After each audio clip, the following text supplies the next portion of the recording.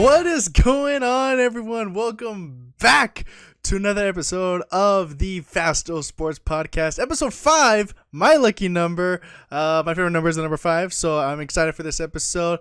And better late than never. Happy New Year's to everyone. I know that there have been a few of you out there, that have been, messaging me and asking me at the local BMX tracks, when are you going to drop the next episode of the podcast? I'm loving it. And sorry, you guys had to wait for a while. Just many other things have just been coming up, and this episode was actually supposed to be released. I was supposed to record it and release it last week, but then more stuff came up. I got busy, but now we're back. We are back for more episodes, and I do hope and I do plan on recording much more episodes for the year of 2024. I do already have some special guests planned out for these upcoming episodes, and it's going to be a big year. It's going to be a big year, I hope, for 2024. Many big year, a big year for sports in general, of course. For some of you that may know, of course, 2024, the Olympics, they are happening. But yeah, we're going to be talking about all the sports today that, that I like to talk about. BMX, super motocross, and the fight world. So let's get straight into it, everyone. So again, thank you for joining on the podcast. Thank you for watching. Of course, please like, subscribe this video, and share it out to the world. I'm trying to make it big. I'm trying to be a sports announcer out there. But as always, I just love to have fun and love talking about sports. Love interacting with you all and just chatting along. So, but anyways, let's get straight into it. So up first, we got, of course, the BMX talk. So just this past weekend, pretty much the BMX season, the USA BMX season for 2024 has begun. I started already announcing at my local BMX tracks here at Sports Park and Tucson BMX. So the season's already started, and just this past weekend was the first national of the new season for the year of 2024. And it was a pro national, meaning all the pros, some of the big names, they were there for this event. And it was called the Sunshine State Nationals in Sarasota, Florida at Sarasota BMX. And it was from January 5th all the way through the 7th. And let's recap, some of the pro races there. So the pros, I believe they race 2 days out of the 3-day weekend. They race on Friday nights and Saturday nights. And then Sundays, it's just a regular national day race for all the other age groups, not for the pros. But yeah, let's look back at the results here. I got them jotted down with me. So for day number 1 of the Sunshine State Nationals here, for the women pro, the elite women pro, here the results. So in day 1 or night 1 of the Nationals, taking third place was Felicia Stansel, who was a UCI BMX champion in the women's division. Just like these past like I think 2 years ago she won it. So hey, starting off the season right with the podium, can't go wrong with that. Second place was Lauren Reynolds, who again, great rider, and I'm sure she's happy to be on the box on the podium. And then taking first place in day 1 of the Sunshine Nationals for the women pro was none other than Peyton Ridenauer. So a big congratulations to Peyton there, taking the big win, first big win of the new season for the Women Elite Pro. So you always want to start off strong in the new season when it comes to BMX. Always want to make a statement win, and that's exactly what Peyton Ridenauer did for the Women Elite Pro. And then moving on to the Men Elite Pro, which is, of course, races that I always love to watch when it comes to watching the USA BMX live streams. So in the Men Elite Pro, taking third place on the box was Alfredo Campo, a name that I have heard many times before last year, a new name to enter in, and I haven't met the guy, but I know that he's a very fast rider, and to make it up on the box in day 1, again, something that you always want to have a good start, and to make it on the podium in day 1 of the BMX Pro Series, it's a good start. That's where you want to be. You always want to mix it up in the top 3. And then second place for day 1 was Anthony Picardo, who I actually have met. I met him down in California. Which track was it? It wasn't the I believe, no, it wasn't San Diego BMX. I forgot what the other BMX track called. It's at the Olympic Training Facility. Darn it, I forgot what that track name was called. Jet probably knows it, but I met him down there. Him along with Nick Long. He's a cool guy. He actually, if you check out Jet's Instagram, Anthony Baccardo actually recorded one of Jet's crashes when he flipped over the handlebars and did a front flip. So go check it out on Jet's Instagram at Jet Fausto. So yeah, that crash that you see him doing a front flip, that was recorded by Anthony Baccardo. And yeah, he's USA BMX national champion, taking second in day one of the Sunshine State Nationals. So good start for him, for Anthony Baccardo. And then taking first place on his new team, I heard that he was on a new team for the new season, was none other than Cameron Larson, who we have seen done well last year, taking a few wins in the UCI series, and he takes the dub, the big W, in night one or day one of the Sunshine State Nationals. So a big congratulations to you, Cameron Larson. But now we move on to the results for day two. Oh, I'm sorry, excuse me. I forgot about the Vet Pros. Can't forget about the Vet Pros here. So the results for day one or night one for the Vet Pros here. Taking third place was Damien Lacombe, who I've never heard of before. I actually, in my honest opinion, I mean, I do kind of, keep track of the Vet Pros. I do recognize a few names in there, for the Vet Pro series. Of course, Kame J. Romero, Barry Nobles, Alan Hudson, I mean, some of Sean Chandler. Can't forget about him. Sean Chandler, big ups to Sean Chandler. Big shout out to him. But when it comes to the Vet Pros, I mean, they are fun to watch. And I mean, heck, even my own brother, again, Jet, I mean, I retired from BMX racing, but, he tells me like, hey, give yourself another 9 years, just keep yourself in shape, keep training, still know how to ride a bike, for crying out loud. And maybe I could come back in for the Vet Pro races. So I'm like, hey, I mean, you never know. I may make a comeback in Vet Pro in the next 9-10 years or so. So we'll see. We will see. But Damien Lacombe taking third place there for day one of the Vet Pros. And then second place was Justin Riddell, who takes second place in the Vet Pro. Again, not a name I'm familiar with, but I mean, hey, he made it up on the box, so gotta have to keep track with that, gotta have to, pay attention to these names a lot more. But of course, this name, which I did mention just right now, who I know for a fact, I mean, he has a past, USA BMX national champion, Barry Nobles, taking the dub in day number one of the Sunshine State Nationals. So being Barry Nobles, congratulations to him. I mean, hey, I mean, he began where he last left off. Last season ended off the year and the season with a win, and now he starts off 2024 with a big win and a statement win, that is. And now we are on to the results for day number two here for the Sunshine State Nationals. And so for the Women Elite Pro, in third place, it was Lexus Colby, who I have heard of her before, and she is, of course, a great rider. I've seen her ride and race in previous nationals. Very good rider, very skillful, and getting third place on the box in day number two. So congratulations there to Lexus Colby. Second place was Felicia Stansel, back up on the box and improving from day number one, getting third in day one, and now second place in day number two. Of course, I would have guessed, of course, as every BMX rider out there, they always want to get the win. But hey, being on the podium, it's still good. It's still points, especially for the Pro Series. So a big, of course, congratulations there to Felicia Stansel. And once again, taking the win in day number two of the Sunshine State Nationals was once again Peyton Ridenour. Going back-to-back wins. Something that is, of course, it's tricky for pro racers, to, dominate, day number one and to having to do it again in day two, But I mean, hey, as a BMX rider, if you're mentally and physically, prepared yourself, then, hey, it could be a walk in the park, or it could just be, another day riding at the BMX track. So once again, a big congratulations to Peyton Ridenour for back-to-back wins there at the Sunshine State Nationals. And so, yeah, that was a wrap for that, for the pros there, for the Nationals in Sarasota, Florida. Once again, the Sunshine State Nationals. And then I guess moving on from that there, so we got, of course, some more upcoming Nationals in the month of January.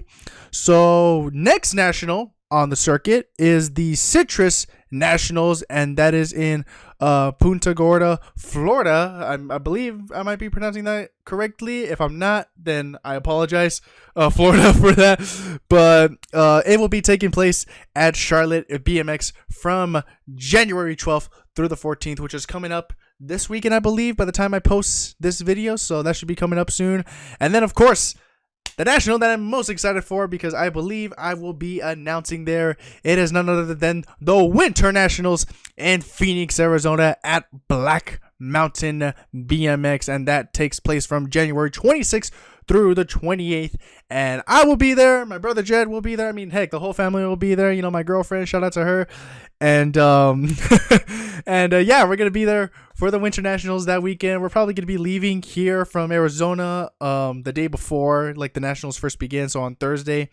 Get there for maybe, you know, early practice, whatever. But yeah, that is a weekend I'm excited for this month. I mean, it's gonna be a fun national in my opinion, and I just can't wait for it. But yeah, I mean, and as I'm there at Winter Nationals, I mean, all of you riders out there who have seen my announcing Instagram page, you know, I'll probably tag it up right here at Fausto Announcing. Don't forget to check it out. Show the love and support there.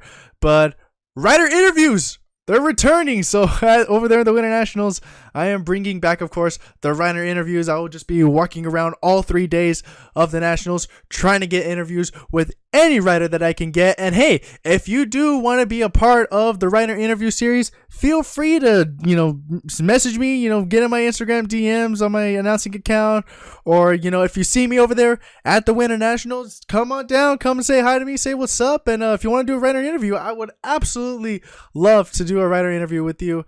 And I usually like to do, you know, different riders every single day. But hey, sometimes, like, you know, if you did good, you know, on Friday and then do good again on Sunday, hey, you may get 2, you know, rider interviews, you know, just because you're doing so good. And, you know, we want to interview the top dogs, you know, the top dogs in your class, your age, you know, division. So, I mean, but yeah, rider interviews, riders, ladies and gentlemen. So if you want to be a part of the fun, be part of the rider interview series, then you know let me know, and I would glad to interview you.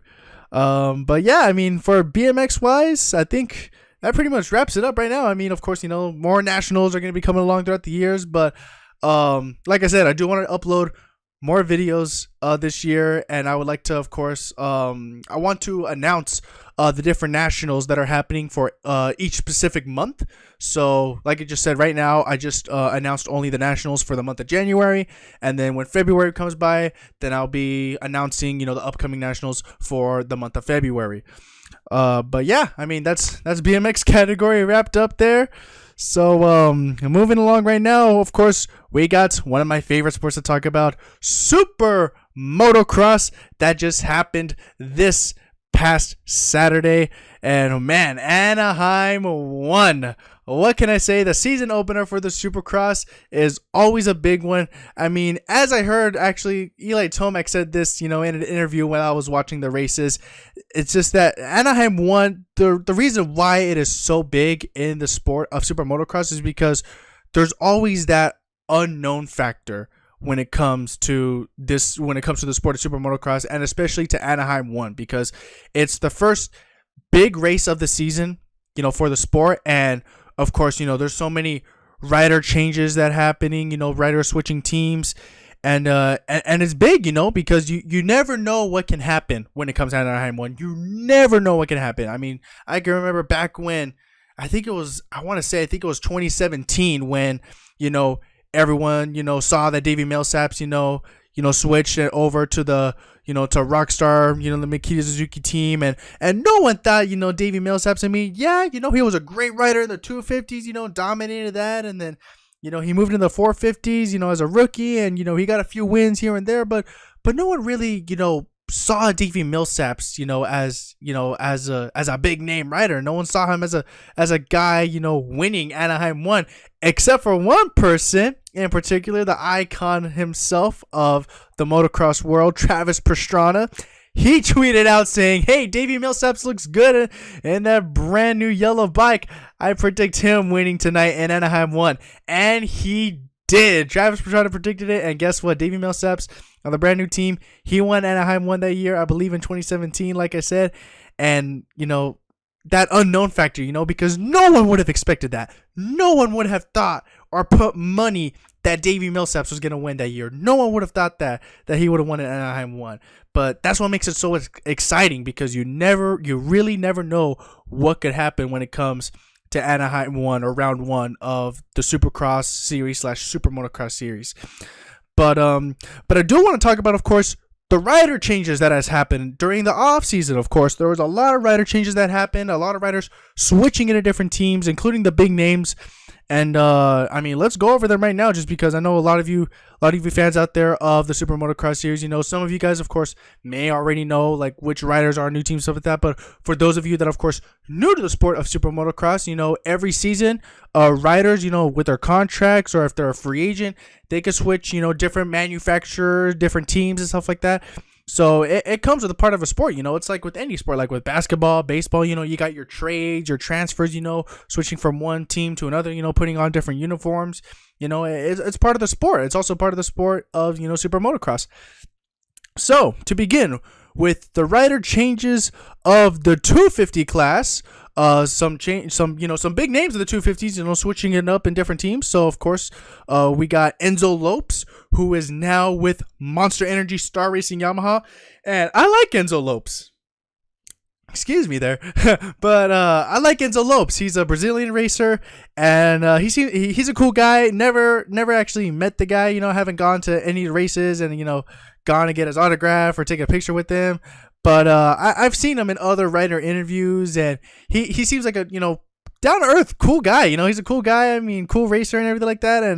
And I'm happy for him that he's able to that he's gotten picked up by this factory team, you know, and it's a big name factory team, you know, Star Racing Yamaha, you know, winning multiple championships throughout the previous years, and for him to now get finally picked up for this 250 class, this 250 division, it's big for him. It's really big for him. He was on a Yamaha team last year, I believe it was the Muck-Off Yamaha team, but now he's with Star Racing Yamaha, so it's good for him. It's good for him now that he's on this big name team, you know, with a bunch of sponsors behind his back, you know, and some strong teammates with him. So good for Enzo Lopes, and I'm glad that now he's on a good team.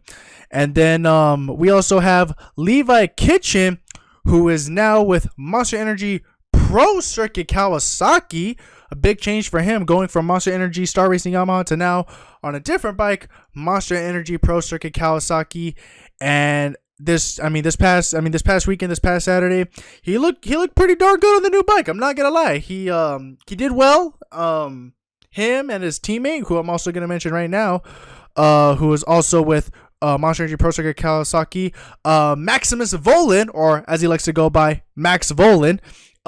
He has also switched teams. He was with Red Bull KTM and is now with Monster Energy Pro Circuit Kawasaki. Both of them, you know, their debut racing on the brand new bikes on the Mean Green machines, and they both did pretty well. So I mean, good results for them, good results for the team, you know. So maybe, but so far it has been a smart move for these two young riders. And then also we have Joe Shimoda, now with Team Honda HRC Factory Racing. And Joe Shimoda, I'm not gonna lie, I mean, when I first heard the move about Joe Shimoda, you know, switching from Monster Energy Pro Circuit Kawasaki now with HRC Honda, I thought it was a good move for Shimoda, honestly, because in the previous years when he was on with Kawasaki, you know, he's had his ups and downs. I mean, you know, he had some good results here and there. He had some good results. Did well in the outdoors, and then Super Motocross, he got the win in Charlotte, and then and then now with the Honda team, and I mean, he looked good. He looks good on the bike and everything like that. You know, good riding gear. You know, Fox and everything. Fox representing, but he had some trouble in Anaheim 1. You know, little mistakes here and there. You know, things that, you know, he could definitely improve on. Things that, you know, maybe, you know, it has to do with changes to the bikes and stuff like that. You know. You never know, though. You never know. But I mean, so far though, Joe Shimoda. But don't count him out yet, though. I would say don't count him out yet for the 250 West Division. This is the West Division, by the way, in case I forgot to mention, I believe. But this is for the 250 West Division that is racing right now. So, but yeah, I mean, Joe Shimoda though. I mean, honestly, I'm kind of cheering for him for the 250 West Division. I like Joe Shimoda. I like him as a person. I like him as a rider. He's got good fashion. But yeah, I mean, Joe Shimoda with the Honda team now, so I hope that, you know, as the season, you know, progresses on, that he will do better and better, and, you know, looking for his first pro Supercross win. So we will wait to see if that happens this year. And then also another name in the 250 West Division, Ryder DiFrancesco, who is now with Troy Lee Design Red Bull Gas after making the move from Monster Energy Pro Circuit Kawasaki, now with Red Bull Gas. And honestly, I think that's a good move for Ryder DiFrancesco. I honestly can't remember what position he finished in Anaheim. I believe he was in the top 10 for sure. I believe Ryder D was in the top 10. But I think this is a good move for Ryder DiFrancesco, because, last year there was a lot of young talent in the Monster Energy Pro Circuit Kawasaki team. And, there were so many names there in the 250 division that he, in my opinion, honestly, Ryder D was one of those shadow riders where he wasn't really in the picture. He was there, people could recognize him, but he wasn't really in the mix. He wasn't a name that would pop up, if you were having a conversation about, who are riders that you could recognize within the Monster Energy Pro Circuit team. He's not really one of those names that you would hear right away, But now that he's with his new team, with Troy Lee Design Red Bull Gas, along with his teammate, Pierce Brown, I believe it's good for him. I believe it's a good move for Ryder D. Like I said, I believe he got top 10 this past race in Anaheim. So, we're still looking for the big results for Ryder D. I would put money on this year that he might get a podium. Definitely a podium. I don't know about a win. This is his rookie season in the 250 West Series. But hey, I could be wrong. Though. But I believe, though, in my opinion, a podium is for sure to be seen for this season for Ryder DiFrancesco on the new team for Red Bull Gas. And then also a big move and a big new team that is now making their appearance. I don't know. From what I have heard, these bikes and this new team will be racing in the 250 division for the Outdoor National Series. That is what I've heard, but I could be wrong because this team, they've been posting a lot recently, and it looks like these riders, maybe a couple of them, may be riding in the 250 East division.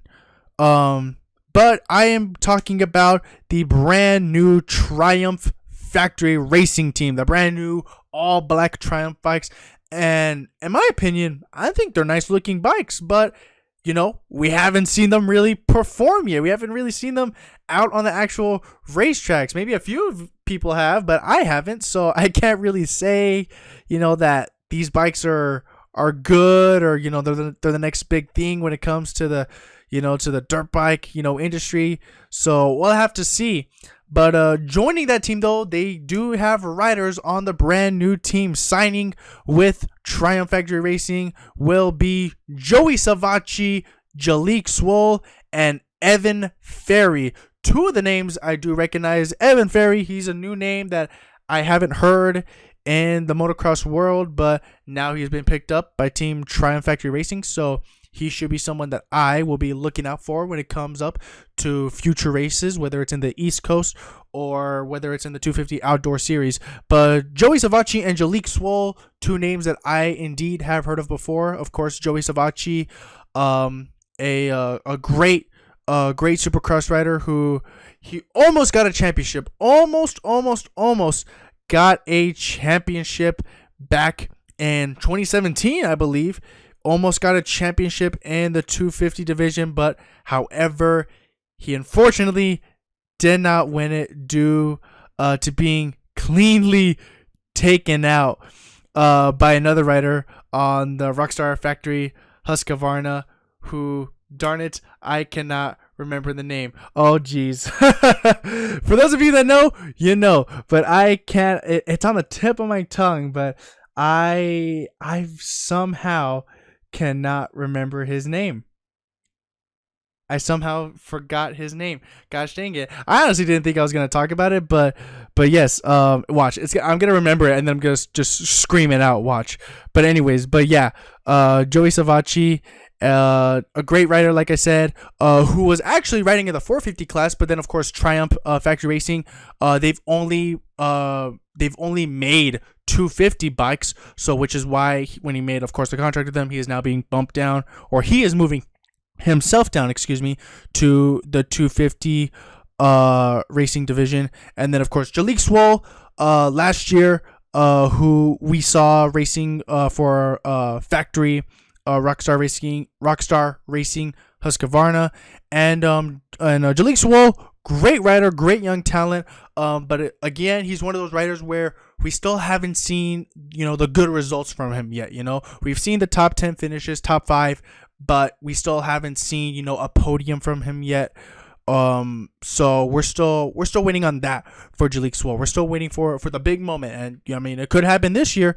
It could happen this year. And Zach Osborne, that you see what I mean? I was gonna shout it out. Zach Osborne, that's who the rider was, who cleaned out Joey Savacci for the Lights Championship back in 2017. Zach Osborne, that's who it is. I remember Osborne. I just couldn't remember his first name, but Zach Osborne.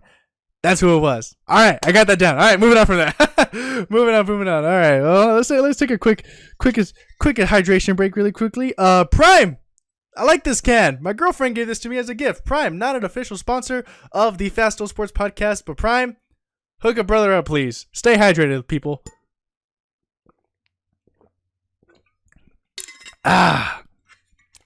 Love Prime. Love Prime. Prime. I mean, hey. Free advertisement, Prime. I mean, come on. I love your guys' drinks. I love the energy drinks and the hydration drinks. So come on now. Come on. Hook a brother up here. All right, then. But those were the rider changes for the 250 class. And now we'll be talking about the changes that happened in the 450 class. So in the 450 class for the rider changes, starting off, of course, you have your reigning and defending 450 Supercross champion from 2023. It is Chase Sexton, who now switches from red to orange, who was last year on Team Factory HRC Honda. It is now with Red Bull KTM. And honestly, again, in my opinion, I think it was a great move for Chase Sexton. I mean, he said it himself. He said he needed something different. He felt like he needed a change, and I believe that this is the right move for Chase Sexton. Not only just because he needs to not just make a name for himself or make his own image, but now that Jet and Hunter Lawrence, who we will be talking about in maybe in a few moments, but now that Jet and Hunter Lawrence, the Lawrence brothers have now both moved up into the 450 class, and now that especially Jet Lawrence, who dominated, sweeping all the outdoor motos last year, 22-0, and then also winning the Super Motocross, World Championships. I think it was good for Chase Sexton to try to get out of that because, being in a team, where, you have, maybe multiple champions, or you have one rider who is coming up, who is getting faster and is, in the title hunt to be a champion, and you are, the champion rider holding that number 1 plate. There could be conflict in between that. And I'm sure that Sexton didn't want that conflict between him and Jet, sharing the same pits, sharing the same bikes pretty much. I'm sure he didn't want that. And I'm sure that Chase Sexton wanted something, different, for himself. So that way, he could be on a brand new bike. Basically, almost like a reset for Chase Sexton, if you will. And like I said, I believe this was a good move for him. And Anaheim won. Maybe not the results he was looking for, but it was still a good showing for Chase Sexton either way. I was still pleased with the way that he rode and his performance in Anaheim 1, which we'll be talking about, in just a few moments. But also making changes, we have Dylan Ferrandis, who made a big change, who was last year with Monster Energy Star Racing Yamaha team, a previous outdoor national champion, I believe, for the year of 2022. And but now he is switching from blue to red, now with Phoenix Honda Racing Team. A change that I honestly did not expect from the rumors that I heard from Dylan Ferrandis and from other motocross news sources. The rumors that we heard was that Dylan Ferrandis was going to move from Monster Energy Monster Energy Star Racing Yamaha, heading over to the Twisted Tea Progressive Suzuki Factory Racing Team, where Roczen is. I thought he was going to be Ken Roczen's teammate for this year, but then he posted on his Instagram on the gram that, hey, guess what? I'm on Phoenix Honda Racing Team, which honestly, I mean, something that I didn't expect. But again, I think it is a good move for Dylan Ferrandis because of the fact that there are now so many there are now like more big names in the Star Racing Yamaha team. Not to take away the fact that Dylan Ferrandis is not a big name in the sport of Supercross. No. I mean, 2-time Supercross Lights champion, a 450 Supercross outdoor champion. So he's like, I mean, give the guy credit. I mean, yeah, like give the guy credit. I mean, he's he's got the championships, to back up his name. But again, we still haven't seen really the big results from Dylan Ferrandis in Supercross. But I'm glad that he's made this change now that, of course, Eli Tomac and Cooper Webb and Justin Cooper are now, the 450 riders for the Star Racing Yamaha team. So for Ferrandis, to not be in that trio and kind of step away from that, to make his, to start off his own little thing, another, like I said, a reset, if you will, for Dylan Ferrandis. I think this reset is good for him. And from Anaheim 1, I believe he finished top 5, Dylan Ferrandis. I'll have to check back on I only have the results for the top 3 that I remember. But I believe he finished in the top 5, which is still good for Ferrandis, and especially for the team, especially, since it's not a big brand team or it's not a big name team, but it's good for him, good for the team, and a good move for him, I believe, in my opinion.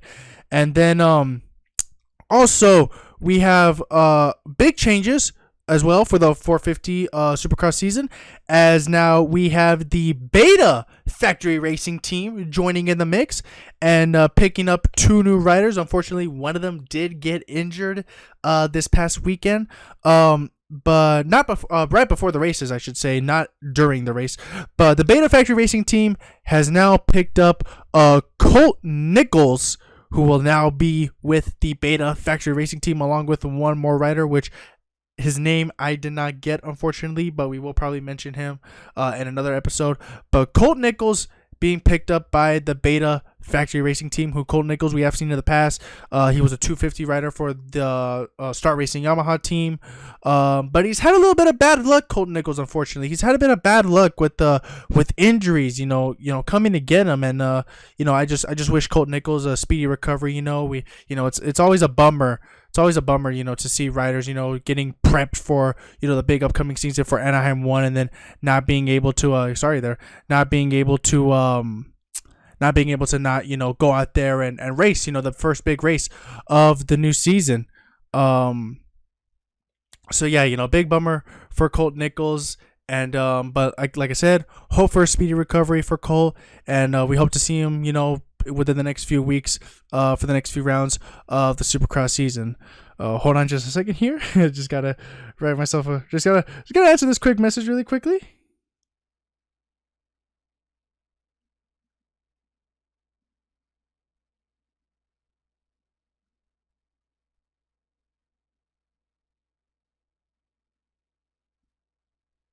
That's my girlfriend, by the way, ladies and gentlemen, in case you're asking,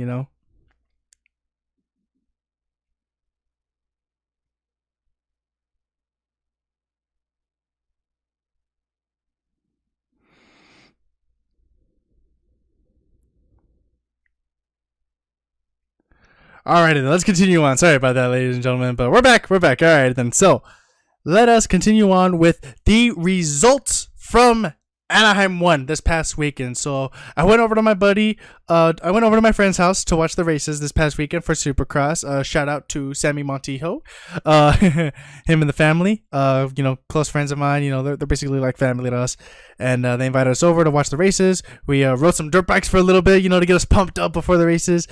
But so yeah, the results for Anaheim 1, not really a surprise for me, but it was one of those where it's like, oh wow, hey, good for them. It was one of those like I said, the whole unknown factor. You never know what's gonna happen. You never know who's gonna win here in Anaheim 1. But I did predict one thing correct. So everyone that thought I was wrong, pay up. I'm just kidding. I'm just kidding. But I mean, I was right though. I was right. So anyway, so Anaheim results. for the 250 West class. So, taking first place for the 250 class was none other than Rockstar Factory Husqvarna rider RJ Hampshire. So a big congratulations to you, RJ, taking the win. I mean, he pretty much, I don't think, no, he did not grab the whole shot. No, Julian Beaumer from Red Bull KTM snatched the whole shot, and Levi Kitchen was chasing him down in second, but then out of nowhere came RJ Hampshire from third to first, and as soon as he took the lead, RJ was gone. I mean, he pulled off a huge gap. I believe it was like almost like a 8-second gap in front of second place rider. And but yeah, I mean, he took the big win, took the big dub. You know, everyone wants to get a win in Anaheim 1, and that is exactly what RJ Hampshire did. So a big congratulations to you, RJ Hampshire. And then second place was none other than Jordan Smith, who represents Monster Energy Star Racing Yamaha team. Jordan Smith took the win, I believe, in heat race number 1 for the 250. So immediately I knew that he was going to be a name that would get in with the mix towards the main event. And he managed to crawl his way kind of like mid-pack all the way up to second. So congratulations to you, Jordan Smith, taking second place there. And then rounding off the box for the 250 main event for Anaheim 1 was none other than Levi Kitchen on the brand new Monster Energy Pro Circuit Kawasaki. And I mean, like I said, he's looking good so far on the new bike. Looking good so far. Him and Maximus Volan. I believe Volan finished in the top 5 as well. I believe he actually finished 4th on the night. But yeah, congratulations to all 3 of these riders. You know, Levi Kitchen, Jordan Smith, RJ Hampshire, you know, make it on the box. And Anaheim 1, a good way, of course, to start the season. That's how you want to do it. But then, yeah. And then in the 450 class, the results for that, of course, we're going to do a reverse. We're going to do a reverse here. So getting third place was your defending champion, Chase Sexton, getting third up on the box, the Red Bull KTM rider. Not, I would say, in the heat race, he had a little bit of trouble. He ended up going down to the first turn with another rider, which we will talk about in a little bit. But he did end up going down to the first turn in the heat race. In heat race number 1, I believe. Yeah, I believe it was heat race number 1. He went down, but worked his way back up, made it into a qualifying spot. And then in the main event, he pretty much started off towards the front of the pack. I believe he was pretty much sitting 4th throughout most of the race. And then, unfortunately, for Cooper Webb, he was in a battle with Jason Anderson, and then he actually ended up clipping his front wheel. I believe he had a kicker as well, but he ended up clipping his front wheel on this like sort of step up / hip jump in a way, and ended up, you know, endoing over the handlebars. I'll probably put up a clip here for those of you that didn't catch that. But yeah, I was bummed out for Cooper Webb, honestly, because Cooper Webb, I mean, ever since, you know, he had left Red Bull KTM, you know, midway through the outdoor season last year, and then made the switch back to Yamaha, Star Racing Yamaha. Honestly, for me at first, I thought it was a weird move because, you know, when Cooper Webb first joined the 450 class, he was on a Yamaha. He was already on a Yamaha, but it wasn't Star Racing, though. It was a different team, factory Yamaha team back then. And he wasn't really doing too well, Cooper Webb. He wasn't doing so well. And then once he made the switch over to Red Bull KTM, I mean, won 2 championships for them. And, you know, he started making a name for himself then. But now that he joined back to Yamaha, I thought to myself, well, I mean, he's still a title contender. He's still going to be in the mix, that's for sure. But I don't know if, since he's already ridden on this bike before on a Yamaha, he kind of like, you know, maybe knows how it feels and stuff like that. I just thought that we weren't going to see, that champion Cooper Webb, the dog in him that we saw while he was riding with Red Bull KTM. But I was completely wrong. I mean, Cooper Webb shut me up, which, I mean, hey, thank you for that, Cooper Webb. I mean, I'm a big fan of Cooper Webb, honestly. I am a big fan of Cooper Webb, Sorry, all the haters to you out there. Like, yeah, whatever. I'm a Webb fan, My dad, he calls me out for it, but whatever. I don't care. I'm a Webb fan, and I'm here to stay. But he was doing so well at Anaheim 1, so well. I mean, he wins the heat race, beating Jet Lawrence. And, and I thought, oh, my God, like, he may have a chance. Like, he's probably got a chance to win Anaheim 1 here. But he was sitting third throughout most of the race, almost snatched the whole shot, was sitting third, and then pretty much stayed in third throughout most of the race, Then he caught up to Jason Anderson, who was in second, and they were in a battle. But then, like I said, unfortunately, I believe it was with almost like 3 minutes left to go of the race, ended up making a mistake that cost him getting on the podium or second, and he ended up finishing sixth that night, which then gave Chase Sexton third place on the podium. And then moving on from that, though, second place on the night for the 450 class was Jason Anderson on the Monster Energy Pro Circuit Kawasaki, who Jason Anderson last year, I mean, he was on the podium a few times, but we didn't really see Anderson like how he was, the previous year, the first year when he was on the Kawasaki, grabbed a few wins, here and there. But then last year we didn't see Anderson perform well. But now, I mean, Anaheim won. He just took a second, and he was able to, defend his position against Cooper Webb. It's a good start for Jason Anderson. It's a good start for El Hombre. So, I mean, it's good to see him back, in good form, in good shape. I mean, hey, he was your 2018 Monster Energy Supercross champion. So, I mean, he knows what it takes to become a champion. I mean, he knows what he needs to do. And so now he just has to put it out there and try to do it again, but on a new team, on a new bike, and which honestly I believe, him for making the move from Husqvarna to Kawasaki was a good move for Jason Anderson. So, a big shout out to El Hombre. Congratulations for getting second place there. But of course, the winner of Anaheim 1 for the 450 class, a rider who I predicted was going to win just because he is very fast on the bike, who has been constantly riding the bike, who dominated all the outdoors, 22-0, won the Super Motocross Championship. It was none other than Jett Lawrence picking up his first win ever in Supercross, and also being the first rider in the history to winning their very first pro Supercross race in their rookie season. So literally, it was just ones all around for Jett Lawrence. It was just ones all over the place. And I predicted he was gonna win it. A lot of people, predicted that, that Eli Tomac, he's gonna come back strong. Ken Roczen, other riders, and I mean, honestly, it's not the fact that. I mean, I am really into the sport of Super Motocross, if you cannot tell already. I am really deep into this sport. I mean, I've been watching this sport literally since I was a little baby almost. And I've been following the sport so much that I always like, of course, I always like to keep track of other riders. I always like to see the statistics, things like that. And I knew coming into the new Supercross season that Jett Lawrence was going to be a big name for the title for Supercross this year. Immediately once I saw Jett Lawrence, sweep all the outdoors, I immediately knew that, going into Super Motocross, I honestly thought that, okay, well, Jett's got this wrapped up in the bag for Super Motocross. It came down to a close one. It came down to a close, race, in LA Coliseum for the championship, but he did end up getting the win overall. He swept the LA Coliseum and winning the Super Motocross Championship. So, I knew going into Anaheim 1 that Jett Lawrence was the rider to watch. Not Eli Tomac, not Cooper Webb, not Ken Roczen.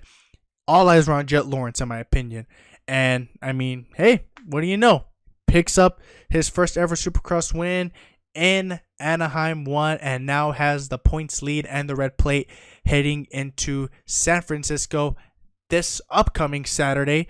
So yeah, if you want to watch Supercross, watch on NBC Sports and on Peacock. So but yeah, so a big congratulations there to Jett Lawrence. And now, speaking of the last name Lawrence, Hunter Lawrence, ladies and gentlemen. Oh my goodness, where do I begin? Hunter Lawrence. So it was not his, let's just say he did not have the debut that he wanted to have in the 450s. He looks good at the Supercross de Paris, last year, towards the end of last year. He made his debut there on the 450 bikes, and him and Jett, they looked good on the bikes. He was, he did well. I believe he got second overall on the night at Paris. But here in Anaheim 1, oh my goodness, Hunter Lawrence, I believe, became the laughing joke for Supercross in 2024 already in Anaheim 1. So, unfortunately for Hunter Lawrence, heat race number 1, I believe, he gets freezed. Vince Freeze, he cuts him off and basically takes him out almost in the very first turn. I mean, Hunter Lawrence, Vince Freeze, there was no contact made. There was no contact, but Vince Freeze from the outside literally shoved the door on Hunter Lawrence, cut him off, and Hunter Lawrence was hard on the brakes and then just slammed hard onto the dirt, heading into turn number 1, broke the visor off the helmet, and he was pretty much, he was done for the heat race. I believe he only caught up to I want to say it was 16th. So he was out for the heat races, but there was, of course, the last chance qualifier. But Hunter Lawrence, they did an interview with Hunter Lawrence, and he said, yeah, the heat race didn't go the way that I wanted to, but, watch me in the LCQ, and I'm confident that we're going to make the main event. I'm confident that, that I can do it, that I can make mains, But a key thing to Supercross, ladies and gentlemen, and also with most sports, honestly, with most race sports, especially BMX as well, is you want to get a good start. And that is exactly not what Hunter Lawrence did at all. Hunter Lawrence got probably the worst start of his 450 career already in Supercross. He started off, back of the pack, and honestly, at first, it didn't look like, he's not going to make it. He's not going to make the mains. There's no way he's going to catch up through all these riders. But as it got closer and closer to the end, he started making passes. He started catching up, managed to get himself in a 5th place, heading into the final lap right behind Cade Clayson, who he needed a pass in order to make the main because they're only taking the top 4 riders into the main event for the 450 class.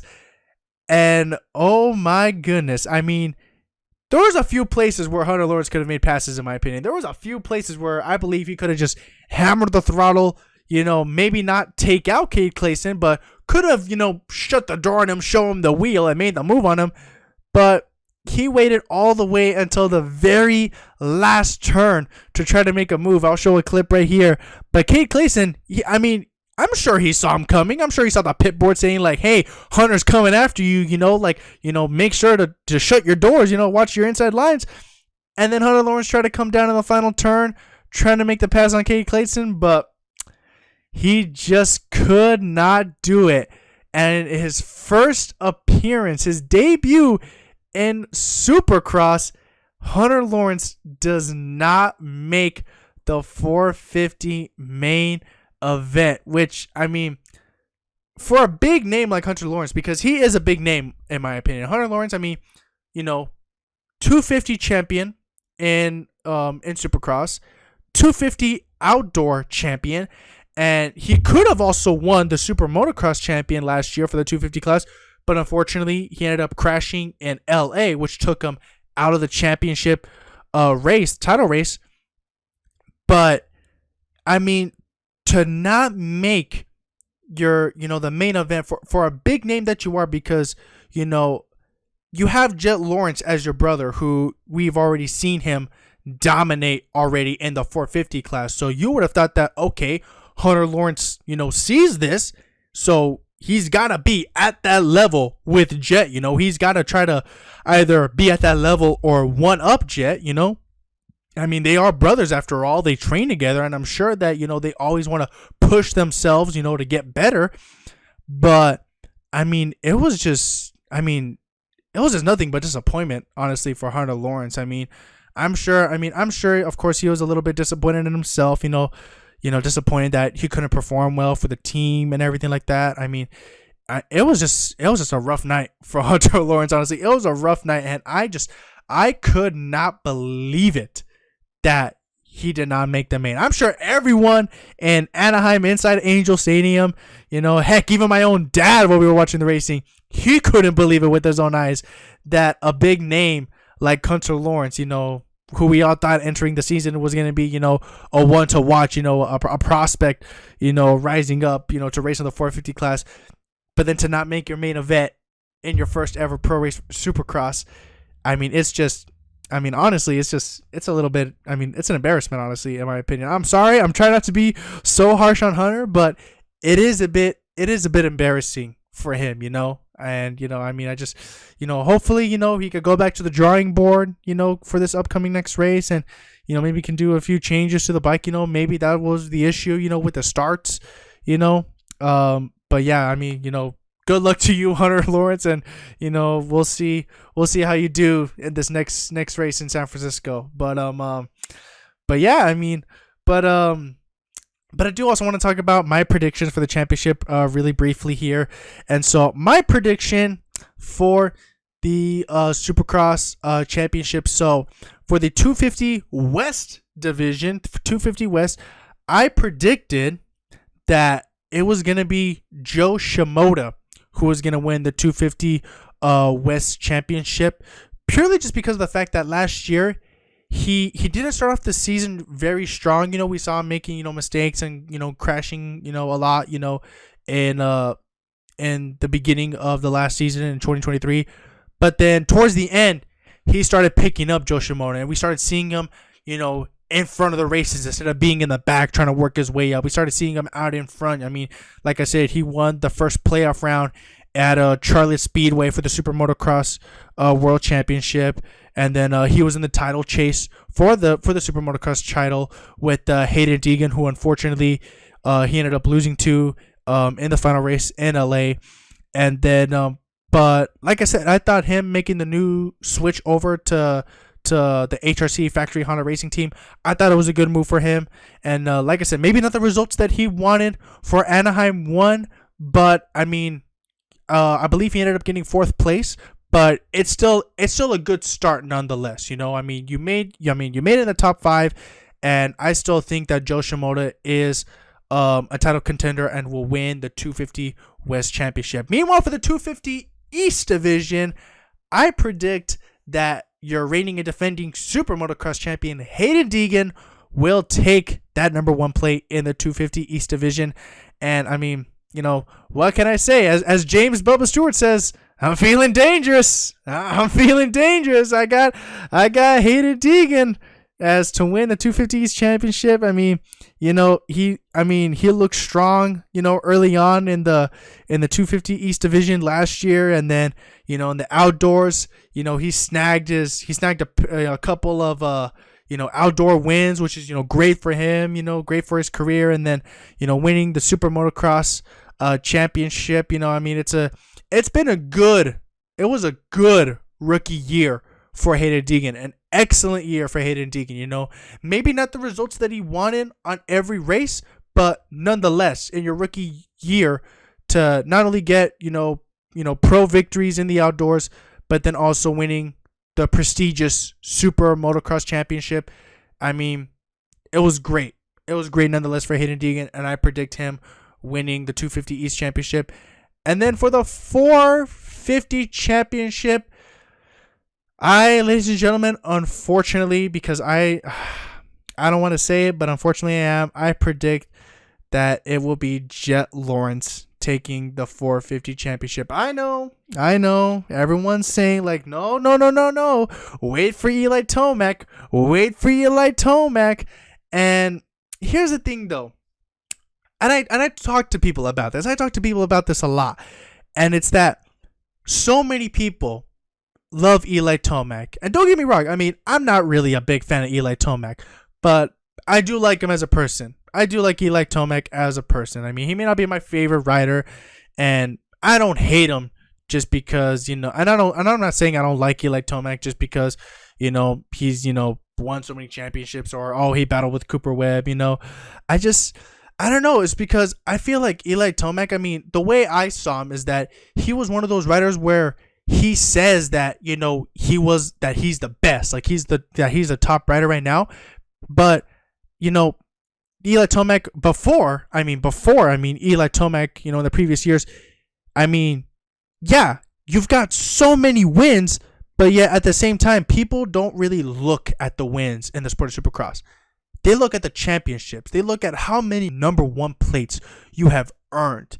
And at the time, Eli Tomac, he had already earned so many wins, but yet he had only won just one championship. And then the following year, he couldn't back it up. He lost it again at Cooper Webb. So it was like, the guy says that, that he's a champion, that he's the best, that he could be, number one again. But then yet, where are the number one plates? Where were the trophies? Where were the championships to back it up? But now that, of course, he's gotten 2 championships, and well, unfortunately last year he could have gotten himself a 3rd, but he did end up getting that injury in his Achilles, which pulled him out of the season, pulled him out of the championship race, and cost him from winning that 3rd championship. But like I said, though, as I've said, or as I was saying, I've talked to other people about this, previously in the past, before the season even started, and that is that, I believe this is Eli Tomac's last dance. This is his final run in the sport of super motocross. As sad as it is, he was a great, without doubt, Eli Tomac, he's going to be a legend of the sport. He's going to be in the Hall of Fame for sure. But championship wise, though, for this year, I just don't think he's back to where he was at before. He's not at his 100%, because Jet Lawrence, when Tomac was injured, basically Jet Lawrence kind of like took that position. He took that spot from Eli Tomac. And like I said, Jet Lawrence dominated all of the outdoor championship in his first season of the 450 bikes. Dominated the outdoors, 22-0, ladies and gentlemen. The last people to do that were Ricky Carmichael and James Stewart, and that was back in, I want to say it was 2007 when James Stewart swept all the outdoors. That was the last rider to do it.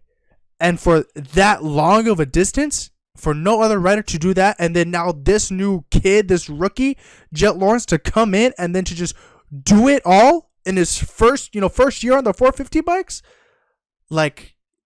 that is a huge statement and a huge position for Jet Lawrence to put himself in to be known as that top rider, as the rider now who is basically, he just basically went up to the whiteboard, erased Eli Tomac's name, and then just wrote himself as the number one guy. That's how I saw Jet Lawrence after he cleaned the outdoor season. After he did that, ladies and gentlemen, I literally saw Jet Lawrence as oh yeah, okay, yeah, this guy. I can see Jet Lawrence right now winning four Supercross championships, a bunch of outdoor championships, and maybe another 2 more Super Motocross championships. Out of just one, outdoor season, I could already see Jet Lawrence doing that. And then of course, guy wins the Super Motocross championship, and then, like I said, I believe everyone was overhyping Eli Tomac. I'm sorry, all you Tomac fans. I'm sorry, but I think you're just overhyping the guy too much. The guy literally didn't ride for the last half of last year because of the injury. It was a serious injury for Tomac. I don't blame the guy. You can't ride, of course, with an injury, but it's almost like BMX, Supercross and BMX, they're kind of the same in their own ways. For example, of course, with the cardio of the two sports. And BMX cardio and endurance, it is crucial. They may be short tracks, but you are constantly pedaling whenever you have the chance, pumping with your arms, pumping and bending your legs. It takes so much out of your body that you need that cardio and endurance to be able to keep your body up, to do it, constantly for possibly, 3 to 6 laps, full laps of just, pedaling hard and running around fast. And with the Supercross riders, especially in the 450s, you are out there riding on a tight track with a bunch of jumps back to back, going through the whoops, again, using the arms, using the legs, using your forearms, revving the throttle. It takes a lot out of your body, a lot of endurance and a lot of cardio that Eli Tomac, he wasn't able to do that throughout the last half of last season.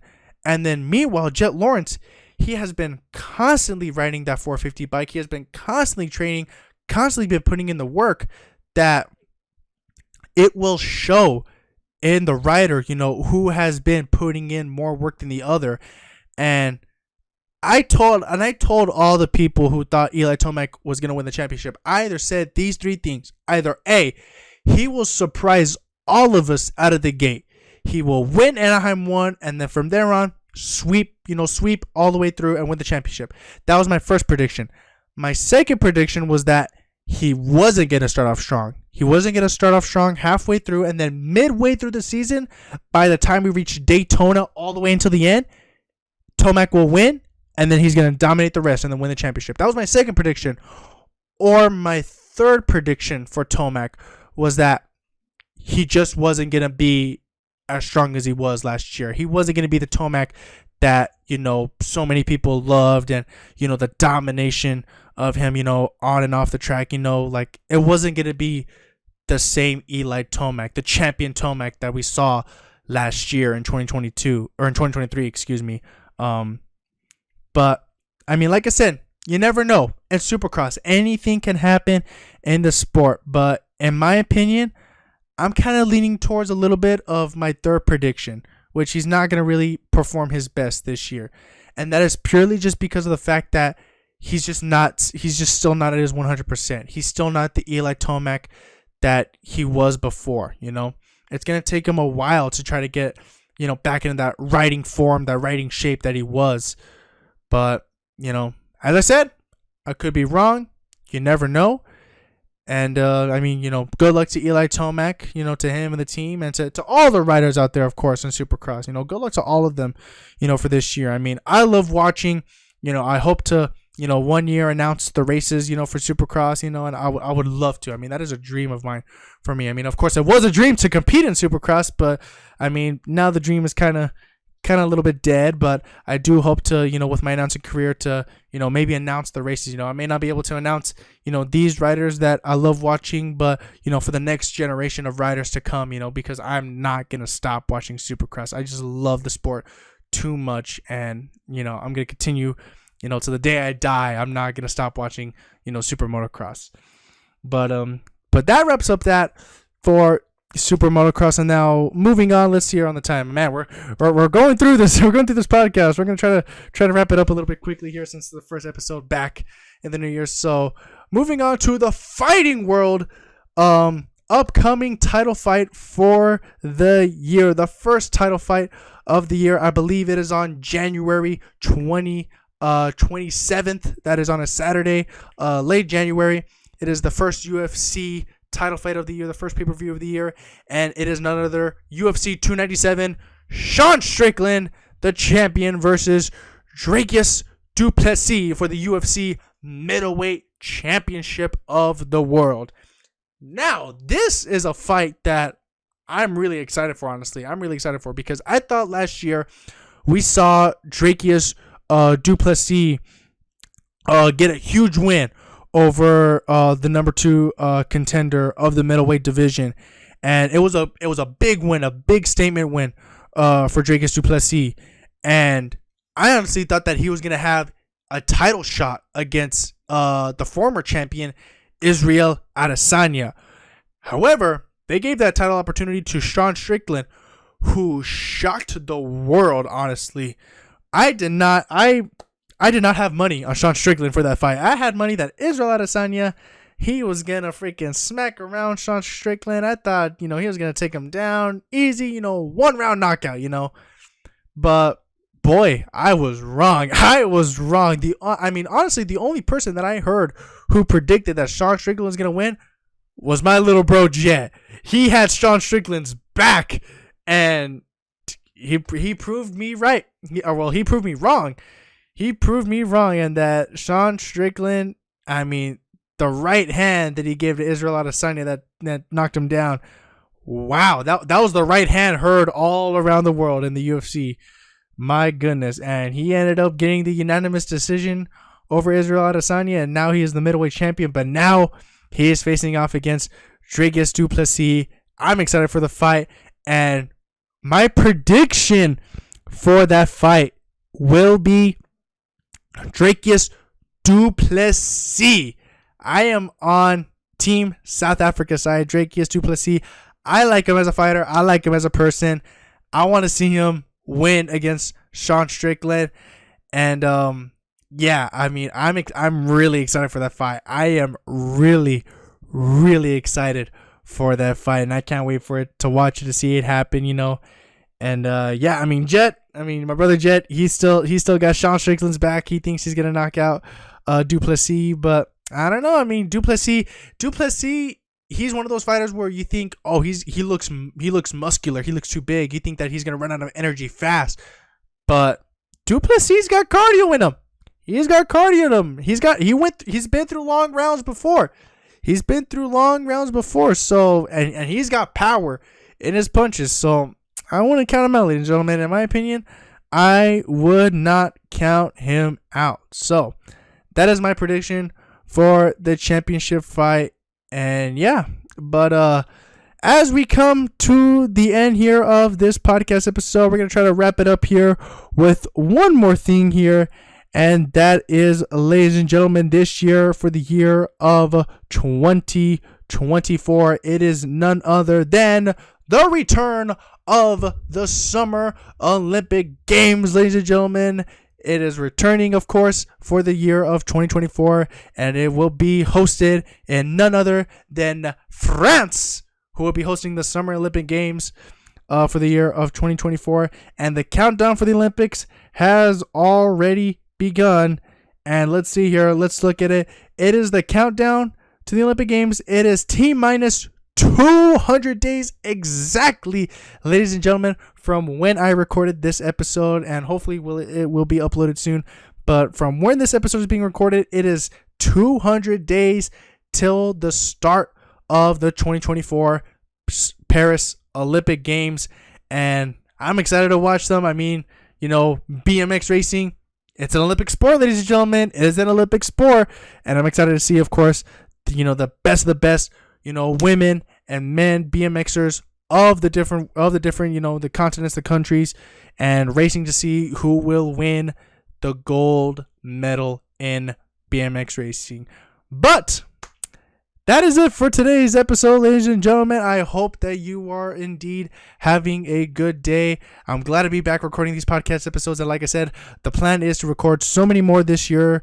I hope to at least record and upload a new episode every week. One new episode every week. That is the plan. And like I said, I will be having special guests in these next few upcoming episodes. You know, maybe not, you know, a new guest every single week that it uploaded video, but do come next week, ladies and gentlemen, and I do have indeed a very special guest joining me today, a friend of mine who was also into sports. I mean, hey, he used to be a pitcher, so maybe next week's episode will be a little bit different from this one, ladies and gentlemen. It'll be a special episode, but that is, I mean, this is the Fastest Sports Podcast. We're here to talk a lot about sports and have some fun, but thank you, ladies and gentlemen, for joining me today in this podcast. As always, please show the support. You know, follow me on my Instagram pages at Fasto Announcing. And please, of course, share this video, like and subscribe. And I will see you all in the next episode of the Fasto Sports Podcast. Ladies and gentlemen, laters.